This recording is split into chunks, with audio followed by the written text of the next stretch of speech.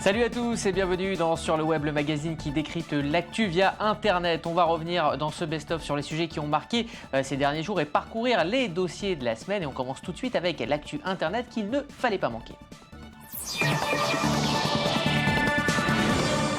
On le sait, l'État islamique a prospéré et recruté en utilisant Internet et les réseaux sociaux. Cette semaine, 2 vidéos marquantes ont été postées, celle de l'exécution de l'humanitaire britannique David Haines et ce trailer, copie conforme de la série Homeland, posté mercredi et aussitôt supprimé par YouTube. Car conscients de l'utilisation du net, les mastodontes du secteur commencent à censurer et les internautes aussi suivent le mouvement. Le shutdown forcé de l'État islamique et le divorce entre le I et Twitter, c'est un sujet de Laura Duhamel. Message aux alliés de l'Amérique. C'est dans cette vidéo que l'État islamique revendique l'exécution d'un 3e otage, David Haines. L'assassinat par décapitation de ce travailleur humanitaire britannique intervient alors que Londres intensifie ses efforts face à la menace de l'État islamique. Mais cette vidéo ne connaît pas le même écho sur Internet que les précédentes, car depuis plusieurs semaines, les comptes Twitter de l'organisation terroriste sont étrangement silencieux. Un silence que certains analysent comme directement lié à un ordre de l'administration américaine. Barack Obama a en effet annoncé récemment dans un discours vouloir éradiquer l'État islamique. Il n'est donc pas exclu que Washington fasse pression sur les réseaux sociaux pour freiner toute propagande. Pour d'autres cependant, Twitter aurait fermé des comptes de djihadistes de son propre chef et serait donc à l'origine de cette censure. 3e explication, l'attitude des internautes eux-mêmes, avec de multiples campagnes virales, dont ISIS Media Blackout. Cette campagne a démarré dès l'exécution du premier otage américain par l'EI, James Foley. Révoltés par l'horreur des images, nombre d'internautes refusent de relayer les vidéos de l'organisation. Le but est toujours le même, stopper la propagande, mais aussi respecter la mémoire des otages assassinés. Face à cette coalition, l'État islamique a eu beau menacer les employés de Twitter de décapitation, il a dû prendre acte de la censure de ces vidéos. C'est donc vers d'autres réseaux sociaux, plus difficiles à contrôler, comme Diaspora, que les djihadistes sunnites se tournent désormais. Car Internet reste le moyen privilégié pour ces terroristes de recruter. C'est l'heure maintenant de parcourir les dossiers de la semaine. La tendance est à l'automédication, un mouvement accompagné par le net qui entraîne un développement sans précédent des sites consacrés aux conseils médicaux, autodiagnostic, automédication, autant de mots qui sont dans l'air. On en a parlé avec le docteur Sebag qui était notre invité, mais avant un petit tour d'horizon des liens de plus en plus étroits entre Internet et médecine. En cas de petits bobos ou de gros doutes sur sa santé, le patient avait pour réflexe de passer par la case médecin ou encore pharmacien. Mais le patient est depuis devenu internaute et se rue de plus en plus sur son clavier pour s'autodiagnostiquer ou même se soigner. Et l'automédication fait débat dans le monde médical. Déjà en 2010, 85% des Français interrogés avouaient se soigner tout seuls et 67% d'entre eux jugeaient la qualité de l'information sur la santé sur Internet ni plus ni moins rassurante par rapport aux conseils d'un médecin. Une confiance envers l'automédication via le net qui a créé des mastodontes du web comme le site de conseil et de vulgarisation médicale Doctissimo qui affiche plus de 25 millions de visites mensuelles et plus de 81 millions de pages vues pour le mois d'avril 2014. Racheté à hauteur de 140 millions d'euros par Lagardère en 2008, il génère un chiffre d'affaires de 10 millions d'euros par an. Au-delà même de s'informer, certains internautes n'hésitent plus à remplacer leur pharmacien par Internet en achetant leurs médicaments sans ordonnance directement sur le web.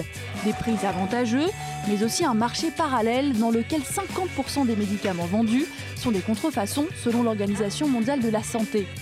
Les médecins commencent eux à épouser la tendance, proposent des conseils en ligne et participent à l'élaboration d'applications smartphones dédiées à la santé. Reste à savoir si l'Internet est pour eux un outil à apprivoiser ou un concurrent. En jeu, la santé de tous. Alors j'avais la chance d'avoir avec moi sur ce plateau le docteur Elsa Sebag. Vous êtes, comme on dit en Israël, médecin de famille, généraliste. Est-ce que pour vous, l'arrivée d'Internet dans la vie des gens et dans leur manière de se soigner a changé le rapport avec vous, médecin du quotidien ? Bien sûr, il ne se passe pas un jour sans qu'un patient arrive en consultation en disant « j'ai vu ça sur Internet, j'ai tel symptôme, j'ai vu que ça pouvait être ça sur Internet, j'ai vu que tel médicament pouvait provoquer ça ». C'est quelque chose de quotidien. Ça vous agace ? Oui et non, parce que c'est aussi un outil. C'est quelque chose qui, bien sûr, a des risques, mais c'est aussi une avancée et une manière différente d'adapter nos traitements et aussi nos conseils. Maintenant, il y a des outils par Internet aussi, des sites qui sont extrêmement bien faits, vers qui on peut se tourner, qu'on peut conseiller à nos patients pour soutenir nos propos, pour leur expliquer. Parce qu'une grande partie des gens qui vont sur Internet pour leur santé, ils vont pour 2 raisons. 1, c'est se rassurer, et 2, trouver des gens qui ont les mêmes maladies qu'eux, et donc ne pas vivre seuls leur maladie. Alors pour des choses pas très graves, ce qu'on appelle les petits bobos, est-ce que les gens viennent moins vous voir, se soignent par eux-mêmes, ou est-ce que la fréquentation de votre cabinet n'a pas changé depuis 5 ans ? Ça n'a pas changé. Honnêtement, effectivement, peut-être que les études ont montré qu'il y a une certaine partie de la population qui, oui, va peut-être moins venir. Mais globalement, non. Globalement, ça ne remplace pas une consultation médicale. Et c'est bien l'objectif de ces sites-là, c'est de ne pas donner un avis d'expert. Et si le net était finalement le meilleur moyen de dispenser le message du Christ, c'est en tout cas le credo de ces prêtres dits 2.0 qui, peu à peu, séduisent de plus en plus d'internautes. Internet, une aubaine pour l'Église. Eh bien, on en a parlé avec 2 prêtres très connectés, mais avant, plongé dans le web chrétien avec Laura Duhamel. Le salut de l'Église moderne dépend-il d'Internet ? En tout cas, le pape François en personne est le premier à donner l'exemple. Avec près de 10 millions de followers sur Twitter et de visiteurs chaque mois sur le site officiel du Vatican, le ton est donné. Un succès médiatique dont peu de leaders peuvent se prévaloir dans ce bas monde et dont l'origine remonte au pontificat de Benoît XVI. Et un succès qui inspire et qui irradie la communauté chrétienne dans son ensemble. Car aujourd'hui, nombreux sont les religieux, prêtres ou même les évêques qui prêchent la bonne parole 2.0. En France, Monseigneur Hervé Giraud est la star incontestée des tweetomélies. Depuis janvier 2011, il tweete chaque soir des homélies sur le réseau social. Et ses commentaires de l'évangile de 140 caractères séduisent bien plus que de longs discours dans une église. Un autre cybercuré, l'abbé Grosjean, peut lui se targuer de 22 000 followers sur Twitter. Avec 2 autres jeunes prêtres, il co-anime le Padre Blog, un blog engagé qui revendique un catholicisme décomplexé et rigoureux. Et cette évangélisation par le web gagne jusqu'aux applis. Le portail Théobule s'adresse par exemple aux plus jeunes et diffuse un catéchèse imagé pour tablettes et smartphones. Internet serait donc en passe de révolutionner une église qu'on croyait en perte de vitesse en France et en Europe. Le web ou un nouvel espace de communion et de dialogue entre individus. Mais seul l'avenir dira si des sacrements seront un jour pratiqués via nos ordinateurs. Et Monseigneur Hervé Giraud nous fait l'amitié d'être avec nous via Skype. Alors, vous êtes l'auteur de ce qu'on appelle désormais les tweetomélies. Vous postez chaque soir depuis janvier 2011 donc des homélies calibrées pour Twitter, c'est-à-dire en 140 caractères maximum. Alors, ma première question, c'est de vous demander si finalement le message du Christ était déjà compatible avec Twitter ou est-ce que vous avez dû adapter votre discours à Internet ? Il est vrai que le Christ, lors de sa vie publique, avait aussi le don des formules courtes. Aimez-vous les uns les autres, comme je vous ai aimé. Et il y a un certain nombre de phrases de Christ qu'on peut reprendre et qui ont tout à fait le format. Mais déjà dans l'Ancien Testament, il y avait aussi des proverbes qui étaient déjà très courts et qui auraient pu s'adapter au format d'aujourd'hui. Merci Monseigneur Giraud, je rappelle que vous êtes évêque de Soissons et de Saint-Quentin et que l'on peut vous suivre vos tweets homélies sur Twitter. Et pour aller plus loin dans cette exploration de la communication chrétienne sur le net, j'ai le plaisir d'être en ligne avec l'abbé Pierre Amar, prêtre du diocèse de Versailles. Alors vous animez avec d'autres prêtres le Padre Blog et vous êtes suivi par à peu près 10 000 personnes. Est-ce que vous pensez que Twitter est un espace dans lequel la parole chrétienne, le point de vue chrétien doit être entendu et c'est le sens de toutes ces démarche 2.0 ?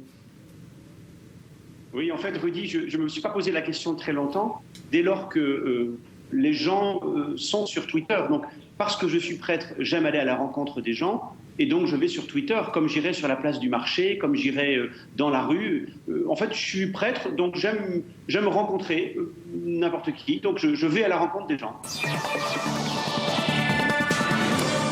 On en parle comme la prochaine révolution, mais quelles sont les innovations et les questions qu'amène l'impression en 3D? Alors qu'une voiture vient d'être imprimée, on va poser toutes les questions à notre invité Jérémy Brabé, mais on avait fait aussi un tour d'horizon sur toutes les questions que pose l'impression 3D avec ce sujet de Joseph Emmanuel. L'imprimante 3D est-elle réellement la révolution technologique que l'on nous promet ? Qu'elle occupe le volume d'un four ou celui d'une chambre, elle imprime, fabrique, assemble et offre une infinité de possibilités. Pour ce faire, il faut un plan, qui n'est autre qu'un fichier 3D, le plus souvent téléchargeable sur Internet. Et des milliers de modèles ont déjà été disponibles. Derrière chaque objet, un créateur. Ainsi, l'impression 3D permettrait aux objets de voyager en ligne droite du créateur à l'utilisateur. Mais alors, que peut-on imprimer ? En théorie, tout. Mais une fois lancée la première impression, l'échec peut être au rendez-vous. Néanmoins, certains progrès fulgurants ont été accomplis. En Chine, une société a réussi l'exploit d'imprimer 10 maisons en moins de 24 heures. Exploit miniature en revanche à Limoges, où la coopération entre le centre hospitalier universitaire et une entreprise d'impression 3D a permis la création d'une nouvelle génération de prothèses crâniennes. On arriverait donc à tout imprimer en 3D. Alors la question qui se posait dès les premières versions d'essai se pose toujours. Où sont les limites ? Est-il par exemple possible d'imprimer une arme à feu ? La réponse est oui, mais le risque reste mesuré tant que les modèles imprimés restent peu fiables. En posant des questions d'éthique, de technique ou de copyright, l'impression 3D pourrait bouleverser tout un modèle de société. J'ai le plaisir d'accueillir sur ce plateau quelqu'un que j'ai l'habitude d'avoir en tant que citoyen, mais là c'est le chef d'entreprise Jérémy Brabé. Bienvenue, vous êtes le fondateur de Psartech, c'est une start-up spécialisée dans l'impression 3D, c'est bien ça? Tout à fait. Alors Psartech permet à tout un chacun en fait d'imprimer en 3D ces petites pièces détachées en plastique qui cassent sans arrêt, et cela au plus près de chez lui. Donc ça, c'est l'angle que vous avez choisi dans cette grande nébuleuse de l'impression 3D. Alors, est-ce que de la 3D, de l'impression 3D, on va en avoir partout? Est-ce qu'on va en avoir à la maison? Est-ce que ça va servir à tout? Est-ce que c'est vraiment la révolution à laquelle on s'attend? C'est la révolution à laquelle on s'attend. Et si on parle de maison, etc., il est probable que dans le moyen long terme, chacun aura une imprimante chez lui. Mais ce sera une imprimante de la même manière que les imprimantes papier. Aujourd'hui, il y a des imprimantes qui sont à la maison, qui peuvent faire des choses basiques, et les imprimantes du quartier, du print shop, qui font les grandes impressions ou les impressions de très, très haute qualité. Donc on fera des choses basiques à la maison, et après dans des lieux communs, des choses beaucoup plus complexes. Alors on dit que ça va changer le monde. En quoi ça va changer le monde? Quelles seront vraiment les applications au quotidien de l'impression 3D dans quelques années? L'impression 3D va changer le monde de la même manière qu'Internet a changé le monde. C'est-à-dire que Internet a donné à tout un chacun accès à l'information, où qu'il soit, à partir du moment où il est connecté à Internet. Et de la même manière, l'impression 3D va donner accès à chacun à la fabrication d'objets, où qu'il soit. Plus de problèmes de stock, plus de problèmes de logistique. Chacun va pouvoir bénéficier des dernières innovations et de produits pour répondre à ses besoins, peu importe où il se trouve. Et d'un point de vue éthique, le copyright, est-ce qu'on ne va pas pouvoir tout simplement pirater un modèle de voiture, etc. Alors ça va poser des problèmes. C'est un vrai risque. Et alors, je suis désolé de revenir à Psartech, mais Psartech, c'est justement l'un de nos angles, l'une de nos approches principales, c'est de permettre aux marques de protéger leur propriété intellectuelle. Parce que le risque, c'est que comme le MP3, il y ait des vols de propriété intellectuelle, et là, c'est l'ensemble de l'économie qui s'effondre. Allez, on passe tout de suite à l'œil du net pour finir. Alors que Stromae a annoncé suspendre sa carrière, d'autres gloires de notre enfance vivent leur après-carrière avec difficulté. C'est en tout cas le scénario de ce court-métrage viral aux 1,6 million de vues, signé du réalisateur Steve Cutts. Il met en scène des stars de dessins animés déchus dans leur vie d'après. Une jolie réflexion sur la célébrité, le temps qui passe, et le coup de cœur de la semaine de l'équipe de Sur le Web. We moved here in the early 90s, when Roger couldn't get any work in the city. We'd done our jobs, and that were it. We've forgotten about. Have you seen Fatal Attraction? Do you remember what happened to the bunny and that? He never does anything around the house. I can't clean it, gives me back. Lazy bastard. Washed up? Bloody chink. I'm not the only one who's been washed up. We're in it together, weren't we? Most of them had to get manual jobs around here when cartoon work dried up. That's just the way it is, isn't it? It's a tough old game, staying at top. Enjoy it while you can. It don't last forever. Who feeds their cat lasagna? Twisted bugger. Okay. Oh, come on. It was always going to end like this. Quit moving, would you? I'm moving.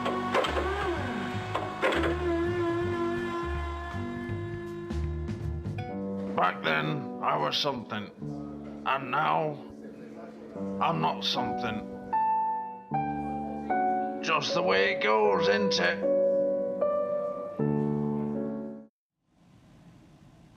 Voilà, c'est la fin de ce best-of de Sur le Web. Dès lundi soir, vous retrouverez Virginie Khalifa en pleine forme pour d'autres nouvelles venues du web. Et d'ici là, restez connectés.